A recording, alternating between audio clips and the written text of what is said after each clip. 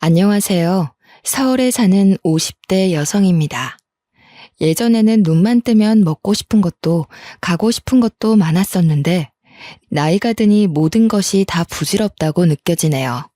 좋다고 소문난 곳에 가도 감동을 받기보다는 지루함 혹은 따분함이 느껴졌죠.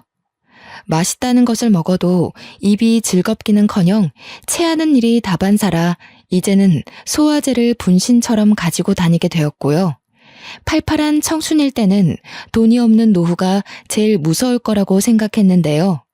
노년에 접어든 지금 생각해보니 하루가 다르게 늙어가는 몸뚱이가 제일 무서운 것 같습니다.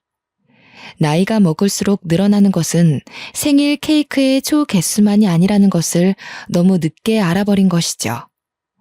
옹알이를 하지 못할 아주 어린 시절부터 바닷가 근처에서 살았어요. 어업에 종사하시는 아버지 때문이었죠. 항상 바다에 나가 물고기를 잡아오시는 아버지의 얼굴은 항상 빨갛게 달아올라 있었죠. 시간이 지나 벌건 낯빛은 검게 그을렸고요. 아버지의 검은 얼굴이 창피한 것은 아니었지만 항상 옷에 묻어난 생선 비린내는 너무 창피했습니다. 혹시라도 아버지의 옷에서 나던 생선 비린내가 묻어난 건 아닐까 아버지가 집에 돌아오신 날이면 하루에 3번이 넘는 목욕을 하기도 했죠. 그렇다고 아버지가 싫은 것은 아니었어요. 아버지께서는 언니와 저를 낳다 돌아가신 어머니를 대신해 저희 자매를 지극정성으로 키워주셨거든요. 아버지의 냄새를 기피하는 것은 단순히 어부의 딸이라 놀림을 받을 수도 있다는 노파심 때문이었어요. 주변 사람들은 혼자가 된 지 수십 년이 지났는데도 재혼을 하지 않는 아버지에게 재혼을 권했는데요. 아버지께서는 끝까지 자신에게 들어온 재혼 자리를 다 거절하셨어요. 온전히 저희 자매 때문이었죠. 20살이 다가오고 아버지께서는 집과 가까운 곳에 있는 대학교에 가길 원하셨습니다. 물론 재혼도 하지 않고 2 딸들을 열심히 키운 노고를 생각하면 당연히 아버지 뜻을 따르는 것이 맞겠지만 그래도 제 인생에서 제일 중요한 건 스스로의 선택인 거잖아요. 저는 무슨 일이 있어도 집 근처에 있는 대학교를 가기 싫었죠. 한평생 바닷가의 소금 냄새에 절여져 살았는데 대학교까지 그 짠내를 맡으라뇨. 절대로 안 될 말이었어요. 그래서 더 악착같이 공부를 했고 기어코 서울에 있는 대학교에 가게 되었죠. 막내딸을 곁에 두고 싶어 하시던 아버지께서는 크게 아쉬워하셨지만 아버지 곁에는 듬직한 언니가 있었기에 큰 걱정은 되질 않았네요. 그렇게 가지 말라고 말리실 때는 언제고 서울에 있는 대학교를 턱하니 붙자 아버지께서는 통장을 털어 대학교 근처 작은 원룸의 전세를 얻어주셨습니다. 속을 썩이는 순간에도 자식을 생각해 주시는 아버지가 너무 고맙고 또 미안하게 느껴졌죠. 그래서 대학교에 간 후에도 열심히 공부를 했어요. 아버지에게 자랑스러운 딸이 되기 위해서요. 하지만 인생은 결코 뜻대로 흘러가지 않더군요. 서울에서 누구나 들으면 알만한 학교를 나왔지만 제 위에는 날고 기는 경쟁자들이 수두룩했기에 서류를 내는 족족 낙방을 하고 말았습니다. 눈을 낮추어 그나마 문턱이 낮은 중견기업에 발을 들이려고도 했지만 그런 곳은 면접장에서 대놓고 남자를 더 선호한다며 딱 잘라 말했죠. 그렇다 보니 아무리 학벌이 좋고 성적이 좋다고 하더라도 여자에게 있어 취업의 기회는 바늘구멍에 손가락을 집어넣는 것처럼 터무니없이 힘든 일이었네요. 이렇다 보니 취업 대신 결혼을 선택하는 동기들도 심심찮게 보였는데요. 아직 취업도 못했는데 면사포를 뒤집어 쓰고 환하게 웃는 동기들을 보자 속이 쓰리더군요. 취업도 하지 못하고 그렇다고 괜찮은 사람과 결혼도 하지 못하는 제 자신이 너무 하찮고 보잘것없었거든요. 동기들의 결혼식에 다녀온 날에는 중매쟁이에게 연락이라도 해봐야 하나 고민을 했지만 그럴 때마다 고향에 계신 아버지를 떠올렸네요. 곁에 있으라는 아버지의 말을 어기면서까지 오게 된 서울인데 이룬 것이 아무것도 없이 결혼하겠다는 것은 너무 자존심 상하는 일인 거잖아요. 그래서 다시 한번 힘을 내 취업 준비를 시작했습니다. 그 후에도 실패의 쓴맛이 목구멍까지 차오를 때까지 마셔야 했지만 25살이 가기 전 보란듯이 내놓으라는 대기업에 당당히 합격을 하게 되었죠. 언니 또한 비슷한 시기에 7급 공무원에 합격을 했는데요. 연이은 자식들의 겹경사에 아버지는 기아디기한 속까지 잡아가며 동네 사람들과 잔치를 벌이셨습니다. 이름만 들으면 다 알만한 대기업에 붙었기에 드디어 아버지에게 효도할 일만 남았다고 생각을 했는데요. 효도를 할 새도 없이 대기업의 악명 높은 업무 강도를 온몸으로 느껴야 했어요. 출근을 하는 5일 중 4일은 자정이 다 되어서야 간신히 의자에서 일어날 정도였으니까요. 얼마나 오래 앉아 있었는지 의자는 앉은 자리 그대로 쿠션이 푹 꺼져 있을 정도였습니다. 이마저도 고객사와 문제가 생기면 지키지 못할 때가 많았죠. 주말을 반납하고 출근을 하기도 했고요. 이렇다 보니 저를 포함한 직원들은 피로회복제와 커피가 없이 일을 할 수 없는 지경에까지 이르게 되었네요. 반복되는 야근에 저는 단골 약국까지 생길 정도였어요. 자주 가는 약국에서 일하는 의사는 4살 연상으로 서글서글한 인상에 다정하기까지 했습니다. 약사의 친절한 태도는 단골이 된 가장 큰 이유기도 했고요. 약국에 들를 때면 스스로도 느끼지 못하는 사이 회사에서 겪었던 모든 불평, 불만을 약사에게 털어놓았어요. 그럴 때면 약사는 열심히 일하는 모습이 보기 좋다며 언제나 뒤에서 응원한다며 공짜로 피로회복제를 주기도 했죠. 29살이란 늦은 나이에 결혼도 하지 않고 일만 하는 걸 보며 드센 여자라고 생각할 수도 있을 텐데 후려치고 깎아내리기보다 열심히 노력한 것을 인정해주는 약사의 다정함이 심장에 꽂히더군요. 그래서였던 것 같습니다. 약사에게 물불 안 가리고 들이댄 것이 말이에요. 적극적인 구애로 저희는 함께한 지 2년이 되던 해 부부의 인연을 맺게 되었네요. 남편은 홀어머니를 모시고 사는 것을 알았기에 넉넉지 않은 형편일 거라고 예상했어요. 그래서 모아놓은 돈을 털어 결혼 자금으로 써야겠다고 결심을 했고요. 그런데 뜻밖에도 남편은 엄청난 부잣집 자제였습니다. 다만 한 가지 이상한 것은 다른 시동생들은 으리으리한 집에 부동산을 가지고 있는 반면에 남편에게 남겨진 것은 달랑 아파트 한 채뿐이라는 사실이었죠. 장남의 홀어머니까지 모시고 사는데요. 남편은 동생들이 투자를 잘해 그런 것이라며 답을 해주었는데요. 돈 같은 건 전혀 상관없었어요. 중요한 것은 평생을 함께할 반듯한 남편 한 사람뿐이었으니까요. 하지만 진짜 문제는 따로 있었습니다. 바로 시어머니였어요. 시어머니는 처음 인사를 간 자리에서 대놓고 사람들이 말하는 시짜 짓을 하셨거든요. 장남이랑 결혼하니 늙은 시애미 모시고 사는 건 당연한 거고 요즘 애들 모아둔 돈 없다 집안 사정이 안 좋아서 예단은 간추려서 해야 된다느니 말도 안 되는 소리를 하는데 나는 소미불이 붙은 먼지 한 톨도 다 받을 생각이다. 뭐 너야 나이 먹을 만큼 먹은 노처녀니 돈이 궁할 것 같지는 않다만 혹시나 해서 하는 말이니 귀담아 들어라. 만약에 돈이 없다고 해도 노처녀 인생 구해준 남편 낳은 시애미인데 예단 정도는 빚을 내서라도 해야지. 그건 그렇고 부모님은 뭐 하는 사람이라고 했지? 어머니는 저를 낳으시다가 돌아가셨고 아버지께서는 부산에서 선장으로 일하고 계세요.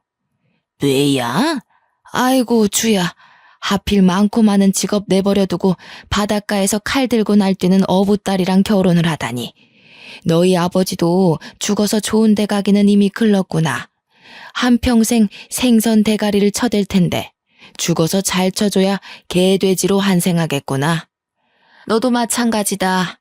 애비가 죄 없는 생선 배가른 돈으로 키웠을 텐데 너라고 어디 곱게 죽을까? 저희 아버지가 범죄를 저지른 것도 아닌데 어떻게 그런 심한 말씀을 하실 수가 있으세요? 어머니 말씀대로라면 저희 아버지뿐만 아니라 고기 도축하시는 분들이나 정육점 운영하시는 분들도 다 지옥에 가는 거잖아요. 벌써부터 시애미한테 따박따박 말대꾸 하는 거 봐라. 어른이 그렇다고 하면 수긍하고 시애미한테 잘해서 죄를 덜 생각을 해야지.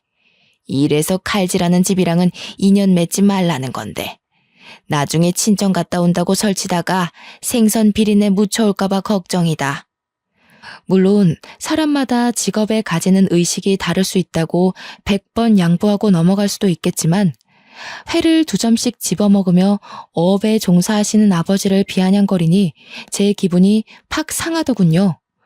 아버지같이 어업에 종사하시는 분이 없었다면 신선한 회는커녕 물고기 한 마리 못 먹을 게 뻔한 거잖아요. 그래서 남편을 불러 어머니가 정말 너무한 것 같다고 말을 했죠. 원래 이렇게까지 말을 험하게 하시는 분은 아닌데 그동안 내가 들어오는 선도 전부 마다하다가 이제야 결혼하니까 그게 좀 껄끄러우셨나 봐. 어머니한테는 내가 따로 얘기할 테니까 이번에만 좀 봐줘. 당신 알지? 난 장인어른 엄청 존경하고 좋아하는 거. 장인어른 같은 분 아니면 이런 신선한 회를 언제 먹어보겠어. 남편만 아니었으면 뒤도 안 돌아보고 달아났을 테지만 온 힘을 다해 사랑해주는 남자는 못 구할 것 같다는 생각에 두 눈 꼭 감고 결혼을 하게 되었네요. 결혼 후 한 달 동안은 엉덩이를 붙일 일이 없었습니다. 신혼여행을 다녀온 후부터 4명이나 되는 시동생들이 하루가 멀다 하고 찾아와 술판을 벌였거든요. 가져다주는 음식과 술을 얌전히 받아먹어도 미울 판에 시동생들은 손가락 하나 까딱하지 않고 남편을 부려먹었어요. 거하게 취한 시동생들은 남편에 대한 막말도 서슴지 않았죠. 아유, 개뿔도 없는 우리 형이랑 결혼하다니 우리 형수는 앞으로 고생길만 펼쳐지겠네. 장남이라서 어머니도 모셔야 되고 돈은 없고. 형수님, 지금 형이 월세 내고 있는 약국 제 거인데 모르셨죠? 기가 막혔습니다. 아무리 공과 사는 확실하게 구별해야 한다고 쳐도 다른 사람도 아닌 제일 가까운 가족한테 월세를 더 받다뇨. 그것도 말도 안 되는 이유를 들먹이면서 말이에요. 남편은 속없이 허허 웃기만 했지만 속에서는 부하가 치밀어 올랐습니다. 어디 우리 귀한 아드님이랑 쟤를 비교하니? 3년 일찍 태어난 게 뭐 그리 대수라고. 사람이 공부만 잘하면 쓰나. 우리 귀한 아드님처럼 돈 버는 재수가 있어야지. 아마 쟤는 평생 우리 아들 월세만 갖다 바쳐주다가 죽을 거다. 내가 왜 생선 비린내나 묻히고 다니는 저 청껏이랑 네 형을 결혼시켰겠니? 다 우리 귀한 아들들 수발들라고 한 거지. 그래서 내가 형네 상가에서 월세 30만 원씩 더 받는 거잖아. 아직 우리 식구들 다 젊어서 약사인형 필요도 없는데 돈이라도 더 뜯어내야지. 시동생의 버르장머리 없는 행동을 바로 잡기는커녕 시어머니는 오히려 잘했다며 시동생을 칭찬하더군요. 바로 앞에 남편이 있는데도 보란듯이 남편을 헐뜯는 시어머니를 보자 도저히 가만히 있을 수가 없었어요. 시동생이 기름칠을 해놓은 속을 시어머니가 홀라당 불을 지피셨거든요. 자식을 아무리 편애하셔도 그렇지 어떻게 사람이 바로 앞에 있는데 대놓고 헐뜯으세요? 저 사람은 어머니 아들이 아닌가요? 아무리 돈 잘 버는 아들이 예뻐도 그렇지 최소한의 상도덕은 지키셔야 하는 거잖아요. 어머니 모시고 사는 건 이 사람이잖아요. 상도덕? 그래. 너 지금 시애미 모시고 사는 거 싫다고 시동생들 앞에서 나서면서 시위하는 게냐? 월급쟁이에 잘난 것도 없으면 시애미라도 모시고 살면서 효도할 생각을 해야지. 어디 시애미 앞에서 목소리를 높여? 어머니 말씀대로 저희 월급쟁이 생활에서 하루하루 빠듯하게 살고 있어요. 근데 그 모자란 돈으로 매번 어머니 드시고 싶은 음식 사다 바치고 가고 싶은 데 있다고 하면 사시사철 싫은 소리 한 번 안 하고 데리고 가고 어디 어머니 언니분들이랑 놀러 가는 돈은 하늘에서 뚝 떨어지나요? 다 이 사람 주머니에서 나오는 거라고요. 아니 이게 어디서 큰 소리야? 내가 내 배 아파서 낳은 아들한테 내가 키워준 값 받아먹겠다는데 그게 시동생들 다 있는 자리에서 시애미 창피 줄 만큼 잘못된 일이냐? 네가 지금 누구 덕분에 우리 집 부엌에서 앞치마 메고 서 있는데 이래서 천한 것은 상대하지 말라는 건데. 하나밖에 없는 애비가 하는 거라고는 배 타고 나가서 그물에 걸려오는 생선이나 주워 담는 일이니. 에휴, 서로 하도 죽고 못 산다길래 붙여줬더니 시애미 말을 생선 대가리 마냥 턱턱 자르는 며느리 나도 필요 없다. 갈라서고 싶으면 지금 당장 갈라서. 시어머니는 길길이 날뛰며 정성 들여 차려놓은 술상도 엎어버렸어요. 바닥에 쏟아진 안주를 지피는 대로 던지며 입에 담지도 못할 말을 하기도 했고요. 상황이 이렇다 보니 남편이 시어머니 자식이 아닐 수도 있겠다는 생각을 하게 되었네요. 아무리 10손가락 물어 제일 아픈 손가락이 있다고는 하지만 남편은 아예 없는 손가락 취급을 한 걸요. 그래서 남편에게 혹시 숨겨진 출생의 비밀이 있냐고 물어보았습니다. 남편은 그런 것이 없다면서 고개를 저었죠. 시어머니가 다른 자식들과 달리 유독 자신을 못 살게 구는 이유를 말해주었는데요. 이유를 듣고 나니 이해가 가기는커녕 시어머니가 더더욱 미워지더군요. 남편을 가졌을 때는 하루에 죽 한 그릇 제대로 먹을 돈도 없어서 배를 쫄쫄 굶으며 힘든 시간을 보냈다고 했어요. 상황이 이렇다 보니 시어머니께서는 가장 힘든 순간 예고 없이 찾아온 남편을 많이 원망했고요. 다행히 시동생들을 연달아 낳고 나서는 돌아가신 시아버지의 사업이 잘 풀려 전과는 비교도 할 수 없을 정도로 집안이 일어났다고 해요. 그래서 초등학교에 들어갔을 때부터 남편은 시어머니에게 동생 덕분에 거지꼴을 면한 것이니 평생 바짝 엎드려서 걸음 역할이나 하라고 말씀을 했다고 해요.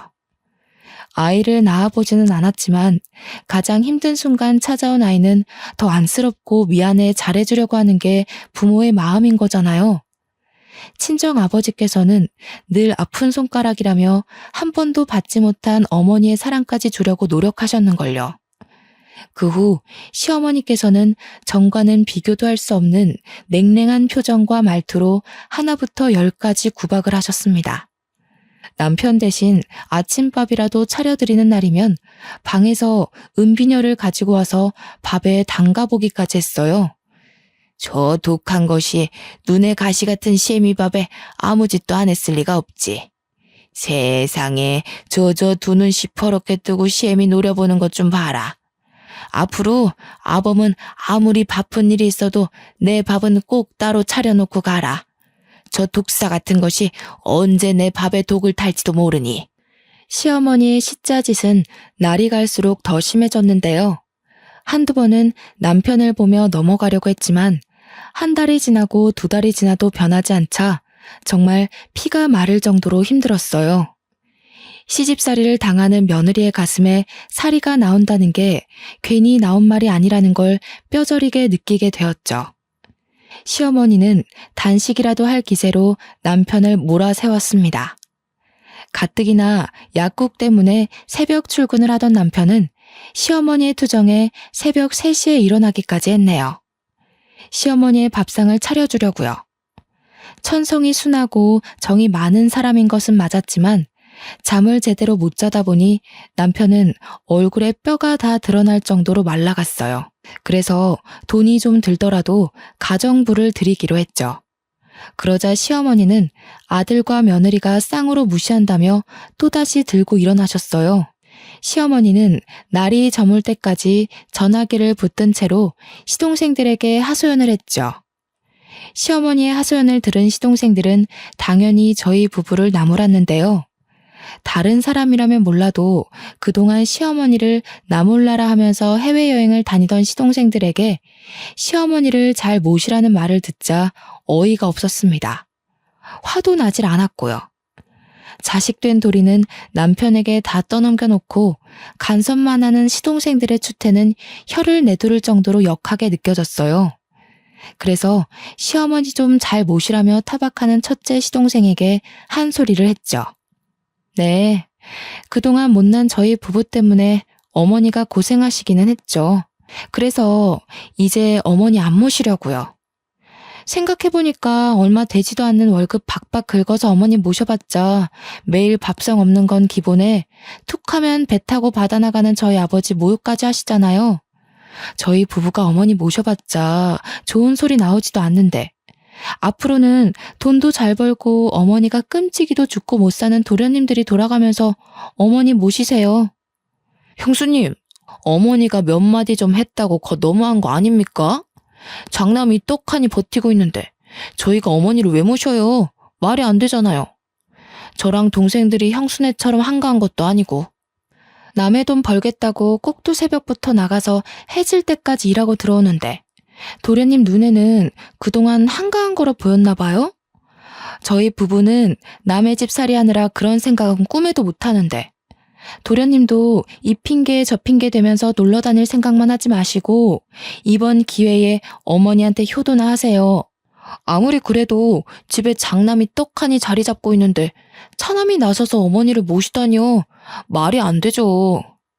자꾸 장남거리는데 그동안 저희 남편 덕에 편하게 사셨으니 이제라도 자식된 도리 하셔야죠.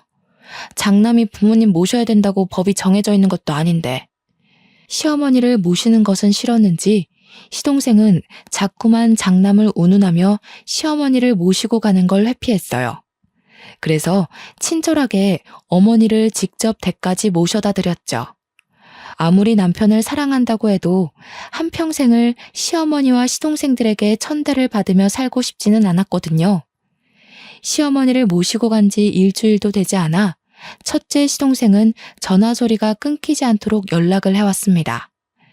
집사람과 이혼할지도 모르니 당장 시어머니를 모시고 가라면서요. 저는 곧 죽어가는 목소리로 앓는 소리를 하는 시동생에게 제안을 했죠. 시어머니를 모시는 조건으로 약국의 월세를 받지 말라고요. 시어머니를 모시는 것이 어지간히 싫었는지 첫째 시동생은 바로 월세를 안 받겠다고 약속을 했네요. 다시 집으로 돌아온 시어머니는 어떻게든 트집을 잡으려 노력을 했는데요. 딱히 트집 잡을 것이 없자 엉뚱한 곳을 꼬집으며 저희 부부를 곤란하게 만들었습니다.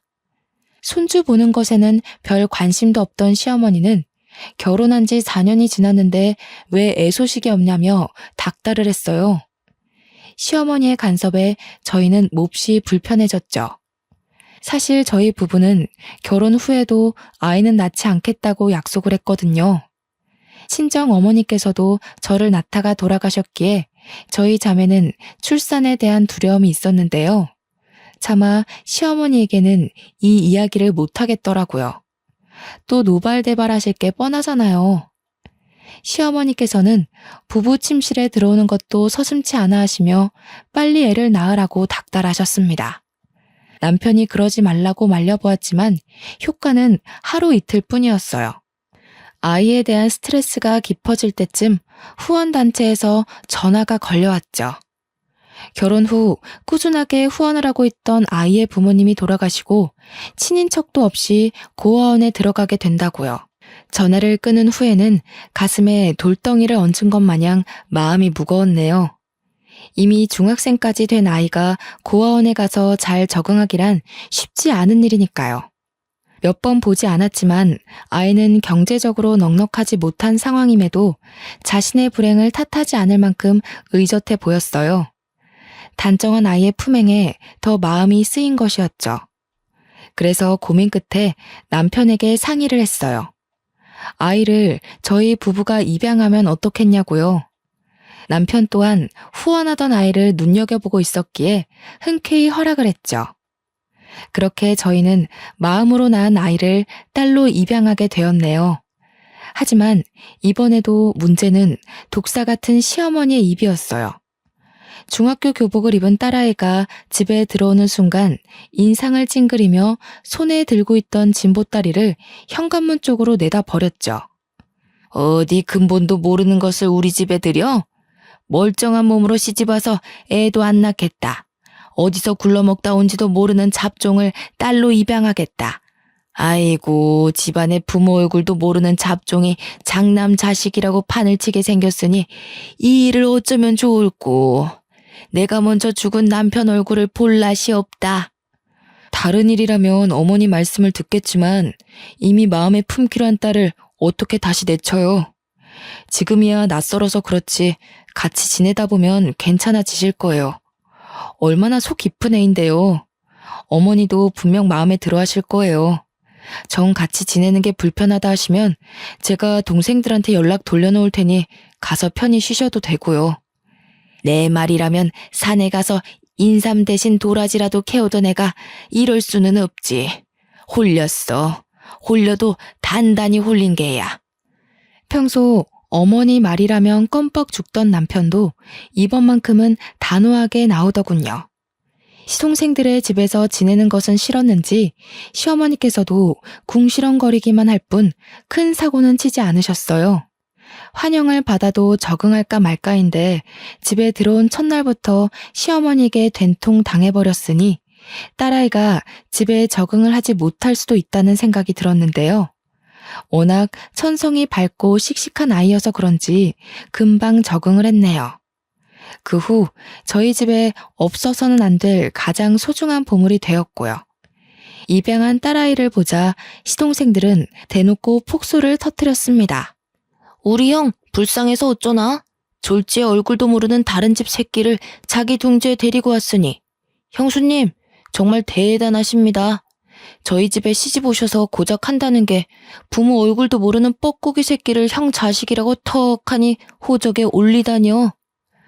잘하는 것도 없는 친자식 보면서 속 끓이며 살 바에는 공부도 잘하고 예의 바른 남의 집 자식 데리고 와서 사는 게 더 나을 것 같은데요. 우리 딸 입양한 거 도련님네 자식들 보고 결정한 거예요. 뭐 하나 잘하는 거 없이 사고만 치고 돌아다니는 거 자식이라고 속 끓고 사는 꼴 보니 저는 도저히 그렇게 못 살 것 같아서요. 형수님, 말씀이 좀 지나치시네요. 아무리 그래도 조카인데 피도 안 섞인 가짜 끼고 도는 형수님한테 그런 말 들으니 엄청 불편하네요. 애들 앞에서 함부로 말하는 도련님이 지나친 거죠. 어디 친자식 몸에 나는 피에는 금덩이라도 흐른답니까? 똑같은 사람끼리 똑같은 피 흐르고 사는 거지. 친부모 자식 사이가 뭐 그리 유별나다고. 그러는 도련님은 뭐 얼마나 대단한 핏줄이길래 애들 돈 뜯어서 소년원까지 간 아들 끼고 도세요? 우리 애가 뻐꾸기 새끼라면 도련님네 애들은 속이 시커먼 너구리라고요. 둘째 시동생은 이내 술잔을 소리가 날 정도로 탁 내려놓으며 시댁을 나갔어요. 그럴 만도 했죠. 사실 시동생들의 아이들은 전체적으로 공부에 영 소질이 없었지만 그 중에서도 제일 가는 꼴통은 둘째 시동생의 아들들이었거든요. 공부 한번 시키겠다고 몇 천만 원씩 들여 투자를 했지만 아이들은 공부를 하기는커녕 오토바이를 타고 다니며 동급생들의 돈을 뜯기 바빴죠. 첫째 아들은 물건을 훔치다 잡혀 소년원까지 가게 되었고요. 그러니 공부도 잘하고 예의 바르기까지 한 딸아이를 시기하고 질투하는 건 어찌 보면 당연한 일이었습니다. 고등학교에 올라간 딸아이는 수능이 제일 어렵다고 소문이 난 해 턱하니 서울대에 붙게 되었는데요. 딸이 서울대에 갔다는 소식을 전해 들은 시동생네 식구들은 차례로 머리에 흰 천을 두르고 알아 누웠다고 했습니다. 솔직히 통쾌하기는 하더군요. 돈이 많다고 건물 월세며 집안 행사며 배짱을 부리던 시동생들을 딸아이 덕분에 한 방 먹인 거나 다름이 없잖아요. 그 후 딸아이의 인생은 탄탄대로였습니다. 서울대 사범대를 졸업한 딸은 낙방하는 일 없이 연이어 임용고시에도 턱하니 합격을 했으니까요. 딸아이는 25살이란 어린 나이에 알아주는 사립중학교의 교사로 발령을 받았죠. 혼자서 모든 일을 씩씩하게 헤쳐나간 딸아이를 볼 때면 그저 흐뭇할 따름이었습니다. 맞벌이를 하는 탓에 다른 엄마들처럼 챙겨주지도 못했는데 언제나 사랑한다며 감사함을 표하는 딸이 듬직하고 사랑스러울 뿐이었고요. 꽃다운 나이에 꽃보다 더 빛나는 직장을 가진 딸아이에게 정말 좋은 남자를 붙여주고 싶었어요. 부모의 마음이라면 자기 자식한테 제일 예쁜 것, 제일 좋은 것을 주고 싶은 게 부모의 마음이니까요. 그런데 행복이 가장 부풀어 오른 순간 시어머니는 제가 가진 행복을 한순간에 터뜨려 버렸습니다. 금요일 오후 딸아이는 오랜만에 외식을 하자며 저희를 따로 부르더군요. 식당에 도착하자 딸아이는 옆에 앉은 시커먼 남자를 소개시켜 주었어요. 결혼하고 싶은 사람이라면서요. 말을 들어보니 남자는 딸아이가 대학 시절 사귀었던 남자라고 했어요. 딸아이가 많이 좋아했지만 이별 후 남자가 다른 여자에게 장가를 가는 것을 보면서 마음을 포기했다가 남자가 이혼을 한 지금 연락이 닿아 다시 결혼을 결심했다고 하더라고요.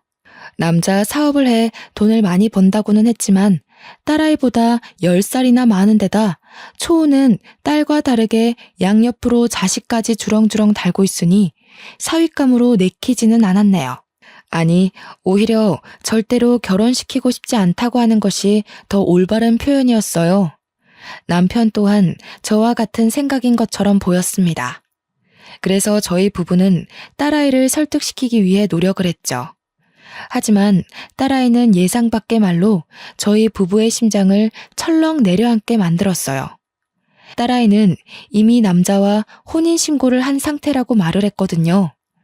깜짝 놀라며 그게 무슨 말이냐고 되묻자 딸아이는 시어머니의 권유로 혼인신고를 먼저 했다고 하더군요. 저희 부부가 반대할 수도 있다면서요. 분명 남자에게 돈이 많다는 이야기를 듣고 어떻게 해서든 딸아이를 결혼시켜 한몫 단단히 챙길 요령이었던 것이죠. 말하지 않아도 시어머니의 시커먼 속내쯤은 알 수 있었습니다. 그래서 며느리의 도리 같은 것은 잊은 채 시어머니에게 바락바락 대들었죠. 그깟 돈이 얼마나 대단하기에 소중한 딸아이의 인생을 망치냐고요. 부모도 모르는 잡종한테 그만하면 과분한 신랑감이지. 어디 진짜 부모가 누구인지 알지도 못하는 잡종한테 장가들려는 남자가 있을 거나 같으냐? 그나마 애라도 딸린 첩실자리니까 결혼이라도 해주는 거지. 시집도 못 가고 사람들한테 뜯어먹힐 잡종 결혼시켜줬더니 내가 별소리를 다 듣는구나. 그래도 네가 이렇게 길길이 날뛰는 모습 보니 밤에 잠은 잘 오겠다. 시간을 돌릴 수만 있다면 과거로가 절대 그 남자를 만나지 말라고 딸아이에게 말해주고 싶었어요.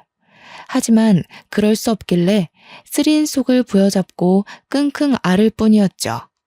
딸아이 또한 정말 사랑한다고 말했고 결국 울며 겨자 먹는 심정으로 딸아이의 결혼식에 참가하고 말았네요. 딸아이가 신혼여행을 간 후 저희 부부는 편하게 잠에 들지 못했어요. 모두가 자신의 탓이라며 스스로를 자책한 뿐이었고요. 신혼여행을 다녀온 후 딸아이는 사위가 마련한 집에 들어가서 살았습니다. 그런데 막상 딸과 떨어져 살려니 아쉬움이 몰려오더군요. 기껏해야 10년 조금 넘게 데리고 살았던 딸이 벌써 곁을 떠난다는 사실이 미안함과 쓸쓸함이 한꺼번에 몰려왔어요. 해준 것도 없는데 너무 일찍 시집을 보낸 것은 아닌가라는 후회가 밀려오기도 했고요. 한 번 이혼을 했다고 해서 색안경을 끼고 봤지만 그래도 사위는 딸아이에게 잘해주려 노력을 하는 모양이었어요. 2시간이나 떨어진 곳에 살면서도 한 달에 한 번씩 딸아이와 함께 집에 들렸죠. 그래서 저 또한 좋은 장모, 너그러운 할머니가 되기 위해 노력을 했습니다. 하지만 딸아이가 오는 횟수가 늘어나자 시어머니는 멀쩡한 머리에 흰 천을 감으며 잡종들이 하도 많아 머리가 지끈거린다고 했어요. 그 한마디에 시어머니의 눈치를 보던 딸아이는 앞으로 집에 오지 않겠다고 말을 했고요. 곧 죽어도 딸아이를 쳐다보지도 않는 시어머니가 참 밉기도 했지만 딸아이 또한 원래부터 시어머니를 불편해했기에 앞으로는 저희 부부가 딸아이의 신혼집을 가는 것으로 합의를 보았죠. 사위 또한 흔쾌히 허락을 했기에 신혼집에 방문할 때면 딸아이가 좋아하는 반찬을 바리바리 싸들고 갔습니다. 그런데 신혼집에 갈 때마다 이상하게 느낀 점이 하나 있었어요. 딸아이가 점점 말라간다는 것이었죠. 사람은 행복하면 얼굴에 살이 오른다는데 딸아이는 그 반대였거든요. 한 해가 다르게 홀쭉해져 딸아이를 보는 것 참 마음 아픈 일이었습니다. 그래서 날을 잡고 딸아이와 함께 단둘이서 시간을 보내게 되었네요. 드라이브도 하고 싱싱한 회도 먹이자 딸아이의 표정은 한결 밝아지더군요. 예전 같이 살 때처럼 말이에요. 딸아이의 풀어진 표정을 보며 조심스럽게 물어보았습니다. 혹시 남편이랑 사이가 안 좋은 거냐고요. 노파심의 한 말이었지만 딸아이는 잘해주고 있으니 너무 걱정하지 말라는 말만 했기에 그저 답답할 뿐이었네요. 그렇게 잘 놀고 딸아이를 아파트 단지에 내려다 주었을 때였어요. 다시 안전벨트를 매고 시동을 키려는 순간 사위가 다른 여자를 끌어안고 있는 것을 목격하고 말았죠. 손은 바들바들 떨렸고 숨은 제대로 쉬지도 못할 만큼 가빠졌습니다. 머리는 짙은 해무가 낀 것처럼 혼란스러웠지만 사위의 불륜 현장을 봐버린 몸은 그대로 안전벨트를 풀고 달려나가 낯선 여자의 허리에 손을 올린 사위의 멱살을 잡아 올렸죠. 한평생 사람이 지칠 채통은 유지하고 살았다 생각했지만 떡하니 다른 여자의 립스틱 자국이 묻은 사위의 얼굴을 보자 도저히 맨정신으로 유지할 수가 없더군요. 눈이 뒤집혀 달려든다는 것이 어떤 의미인지 제대로 알게 되었고요. 자네 지금 제정신인가? 다른 데도 아니고 버젓이 우리 딸이 살고 있는 아파트에서 어떻게 다른 여자랑 이런 파렴치한 짓을 할 수 있어? 내가 우리 딸 없는 사이에 바람이나 피라고 결혼시킨 줄 알아? 그럼 이혼시키세요. 저도 그쪽 딸한테 미련 없어요. 결혼한 것도 맹추같이 집에 들어앉아서 애들이나 키우라고 한 거예요. 고아라고 해서 입맛대로 버무릴 수 있는 것 같아서 데려왔더니만 양부모라고 있는 건 문어마냥 달라붙어 있으니 양부모가 장모님같이 유난 떠는 사람이었는지 알면 애초에 결혼하지도 않았어요. 이게 끝까지 장모 앞에서도 이렇게 방자하게 구는데 우리 딸한테는 얼마나 구박을 했을지 뻔하지. 나도 자네같이 몰상식하고 더럽게 굴러다니는 사람이랑 계속 살게 할 생각 없어. 당장 이혼소송 들어갈 거니까 그런 줄 알고 우리 딸 인생 망친 값으로 팬티 한 장 살 돈 없이 쫓겨나게 해줄 테니까 기대하게. 당장이라도 뻔뻔한 낯짝으로 거들먹거리는 사위에게 뺨을 날리고 싶었지만 꾹 참았습니다. 혹시라도 이혼 소송을 하는 중에 딸아이에게 불리하게 돌아가면 안 되잖아요. 그래서 사위의 멱살을 내팽개치고 딸아이에게 갔어요. 딸아이는 당황한 얼굴로 문을 열어주었는데요. 그동안 사위의 바람길을 참고 산 거냐고 묻자 왈칵 눈물을 흘리더군요. 딸아이는 자신이 선택한 것이니 저희 부부에게 못난 모습을 보이기 싫어 그동안 꾹 참고 살았다고 하네요. 부모 자식 간의 못난 모습 보일 수도 있는 거지. 짐 쌀 것도 없다. 더러운 집구석에 있던 짐 같은 거 필요도 없어. 당장 나와. 자식 입에서 피해를 끼치는 게 미안하다는 말은 가뜩이나 말라있던 가슴을 후빌 정도로 속이 아려왔어요. 친자식처럼 키운다고 노력했는데 눈칫밥을 먹게 했으니까요. 딸아이의 손을 잡아 끌었는데요. 그 사이 사위의 자식들은 고기 반찬을 내놓으라며 밥그릇을 던지고 난리를 피웠어요. 인간 같지 않은 사위와 똑같이 구는 애들을 보자 그나마 있던 정도 털리는 기분이었고요. 친엄마도 아닌데 이 정도로 먹여주고 입혀줬으면 고마운 줄을 알아야지. 어디 지혜비랑 똑같이 행패를 부려? 정 고기 반찬이 먹고 싶거든 너희 아빠한테나 그렇게 밥그릇 던지고 소리 질러라. 귀한 우리 딸한테 그러지 말고. 집에 간 후에는 남편에게 모든 사실을 말했습니다. 남편은 당장 이혼을 하라며 길길이 날뛰었죠. 그 후 저희 부부는 합심하여 사위의 불륜 증거를 잡고 비싸다고 소문난 이혼 전문 변호사를 고용했어요.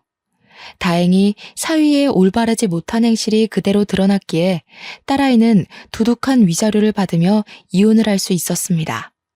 물론 딸아이가 당한 고통에 비하면 이 정도의 위자료는 성에 차지도 않지만 그래도 할 수 있는 한 딸아이의 눈에서 피눈물을 쏟은 대가를 톡톡히 치르게 하고 싶었어요. 이혼 후 딸아이는 집 근처 오피스텔을 얻어 자주 왕래하면서 지냈는데요. 저희 부부가 들락날락거리며 살핀 덕분인지 딸아이는 금세 이혼의 아픔을 훌훌 떨고 일어났어요. 전처럼 활기차게 생활하기도 했고요. 다사다난했던 시간이 흐르고 이혼한 지 2년 후 딸아이는 결혼할 남자를 소개시켜 주었네요. 상대는 옆 학교에 재직 중인 체육교사로 이혼을 한 흠 때문에 밀어내려고도 해봤지만 끝까지 구애를 해준 덕분에 용기를 내어 재혼을 결심했다고 털어놓았어요. 체육교사는 한눈에 봐도 참 인품이 좋은 사람이었습니다. 전 사위와는 비교도 할 수 없을 만큼이요. 그리고 이야기를 하던 중 꽃꽂이 수업을 들으며 친해진 언니의 아들이라는 것을 알게 되었어요. 언니 역시 한평생 공직에 몸담아와 훌륭한 인품을 가진 사람이었기에 저희 부부는 두말할 필요 없이 딸의 재혼을 찬성했네요. 재혼이었기에 저희 부부는 더 신중하게 행동하려 노력했어요. 그래서 상견례 자리에 시어머니는 아예 배제시키기로 결심을 했죠. 또 이상한 말로 사돈이 될 언니의 심기를 건드리면 안 되잖아요. 숨기려고 숨겼지만 몰래 핸드폰을 훔쳐보는 시어머니 때문에 딸의 재혼을 결심했다는 것도 일주일 후 상견례를 한다는 것도 알게 되었는데요. 자신도 상견례에 갈 거라고 깽판을 치는 시어머니를 보자 처음 시집 와서 밥상을 엎었을 때와는 비교도 안 될 정도로 시어머니가 미워지더군요. 신랑이 끝에 가만히 자리만 지킨다는 조건으로 시어머니 또한 상견례에 참석을 시켰죠. 하지만 시어머니는 자리에 앉자마자 투덜투덜 거렸습니다. 약속 시간이 다 됐는데 왜 오지도 않냐면서요. 그러던 중 언니에게서 전화가 한 통 왔어요. 말을 들어보니 언니는 교통사고로 인해 낭패를 겪고 있는 중이더라고요. 다행히 언니는 너무 늦지 않게 식당에 도착을 했죠. 그런데 언니를 보는 순간 시어머니는 사색이 되며 입술까지 파르르 떠시더군요. 언니 또한 어머니를 보더니 화들짝 놀랐고요. 죄짓고는 못 산다고 우리 집에 있는 폐물은 싹 긁어간 거 보고 어디서 구걸이나 하고 있으려나 생각했는데 이렇게 옷까지 차려입고 잘 사는 줄은 꿈에도 몰랐네. 이런 거 보면 하늘에 신이 있기는 한가 몰라? 남의 눈에 피눈물 나게 한 사람을 이렇게 떵떵거리면서 살게 하는 꼴을 보면. 언니의 말에 저희 부부는 당황할 수밖에 없었어요. 시모가 평생 부잣집 외동딸로 살다 돌아가신 시아버지 집안에서 맺어주는 정략 결혼을 한 것이라고 철석같이 믿고 있었거든요. 뭔가 오해가 있었던 것 같다고 말을 하자 언니는 코웃음을 쳤죠. 부잣집 외동딸은 무슨... 너희 시어머니 우리 집에서 10년 넘게 일한 가정부야. 어디 그뿐이야? 우리 집 운전기사랑 살림까지 차리고 살았었는데 없이 산 게 미안하다고 금가락지까지 해주려고 했던 남편도 버리고 부동산 사장이랑 눈이 맞아서 우리 집 폐물까지 싹 털어서 야반도주했잖아. 아이고 내 팔자야. 말년에 이게 무슨 망신인지. 시어머니는 철푸덕 바닥에 주저앉으며 소리내어 울기까지 했는데요. 널브러진 시어머니를 대신해 언니는 저희 부부에게 시어머니의 숨겨진 진실을 모두 알려주었어요. 시어머니는 야반도주를 했을 적 남편을 임신한 상태였어요. 끼니도 제대로 먹을 수 없는 궁핍한 생활을 하는 것도, 끔찍이도 싫어하는 전 남편의 핏줄을 이어받은 것도, 시어머니는 모든 것을 남편 탓으로 돌리며 구박을 한 것이었죠. 그래서 장난임에도 불구하고 유산을 제일 조금 준 것이었고요. 아무리 서로 죽고 못 살아도 나는 이런 콩가루 같은 집안에 우리 아들 장가 보낼 생각 없다. 미안하지만 결혼은 없던 일로 해야겠어. 언니네 식구들이 빠져나가고 식당 안에는 저희 가족밖에 없었습니다. 방금 전까지만 하더라도 멀쩡하던 남편은 혼이 나간 사람처럼 의자에 앉은 어깨를 축 늘어뜨리고 있었네요. 그럴 만도 했어요. 미우나 고우나 지금까지 시어머니를 제일 많이 챙긴 사람은 남편인 거잖아요. 시어머니에 대한 애정이 컸던 만큼 배신감도 큰 것은 당연한 일이었죠. 남편은 친아버지를 버리고 재혼한 것을 후회하지 않냐고 물어보았어요. 후회는 무슨, 괜히 저런 옆에 내가 하는 말에 휘둘려서 지금까지 키워준 은혜도 다 잊을 셈이냐? 지금이야 네가 친부랑 살아본 기억이 없어서 이런 식으로 나오지. 없는 집구석에 살아봐라. 네가 지금 그런 소리를 할 수 있나? 찢어지게 가난한 집에서 사랑받고 살 바에는 부잣집에서 구박받으면서 보깃국 얻어가는 팔자가 더 좋은 게다. 능력 없는 애비 밑에서 자랄 뻔한 거 구해줬더니 고마워하지는 못할 망정 어디서 키워준 애미한테 큰 소리로 대들어? 제가 한 번이라도 어머니한테 고깃국 먹여달라고 투정한 적 있었어요? 없었잖아요. 동생들이랑 둘러앉아서 밥 먹을 때면 매번 좋은 고기는 동생 앞에 골라주고 제일 볼품없는 고기는 제 국에 넣어주는 어머니 보면서 그동안 얼마나 울었는지 어머니는 죽었다 깨어나도 모르겠죠. 어머니한테 저는 덤으로 생긴 손가락 같다는 거 알았어도 꾹 참고 어떻게든 잘해드리려고 노력했어요. 그래도 세상에 하나밖에 없는 부모니까요. 근데 이제 그럴 필요 없을 것 같네요. 시어머니는 어디 한번 해보라는 식으로 배짱을 부렸지만 남편은 정말로 시어머니를 내쫓았어요. 시동생들에게도 유산을 많이 상속받은 자식들이 어머니를 모시라며 단단히 으름장을 박아놓았고요. 한번 돌아선 남편은 정말 매섭게 가지치기를 하기 시작했어요. 첫째 시동생 내의 건물에 있던 약국마저 다른 곳으로 이전하고 평생을 살던 집을 내놓기까지 했죠. 시댁 식구들을 모두 잘라낸 후 남편은 혼자서 언니네에 찾아가 무릎을 꿇고 빌었는데요. 처음에는 시어머니가 저지른 만행 때문에 남편을 본체만 채했지만 끝낸 남편의 진심을 알아주었고 결국 저희 딸아이는 무사히 재혼을 할 수 있었네요. 딸은 현재 아들, 딸 한 명씩 낳고 잘 살고 있는 중이랍니다. 며칠 전 집에 놀러온 딸아이가 말하길 전 사위에게서 연락이 왔다고 해요. 딸아이가 헤어진 후 이혼을 연달아 4번이나 해놓고선 다시 결혼해달라고 염치도 없는 소리를 해댄 것이었죠. 딸아이와 전 사위의 이야기를 웃으면서 할 수 있는 날이 온 것만 하더라도 행복하기만 하네요. 큰 소리를 떵떵 치며 나갔던 시어머니께서는 경기도 외곽 소형 아파트에서 혼자 살고 계세요. 시동생들 또한 불같은 시어머니의 성정을 못 받아낸 것이 분명했죠. 시동생들 마음도 이해는 합니다.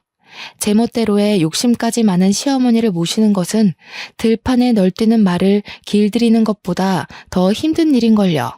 요즘 시어머니께서는 심심찮게 합가 이야기를 하곤 해요. 하지만 큰 걱정은 없습니다. 제가 말하지 않아도 남편이 나서서 시어머니의 요구를 딱 잘라내거든요. 정년이 얼마 남지 않은 시점에서 요즘은 남편과 함께 은퇴 계획을 세우고 있는 중이에요.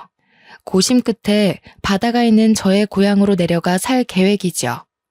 평일에는 바다의 짠내를 맡으며 남편과 둘이 산책을 하고 주말에는 오붓하게 거센 바람에 비린내를 묻히며 낚시를 할 생각을 하니 벌써부터 은퇴 후의 삶이 기대가 되곤 합니다.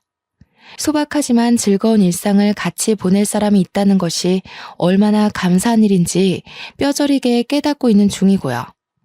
남편과 함께하는 새로운 제2회차의 인생이 기다리기에 저는 오늘도 힘을 내어 살아보려고 합니다.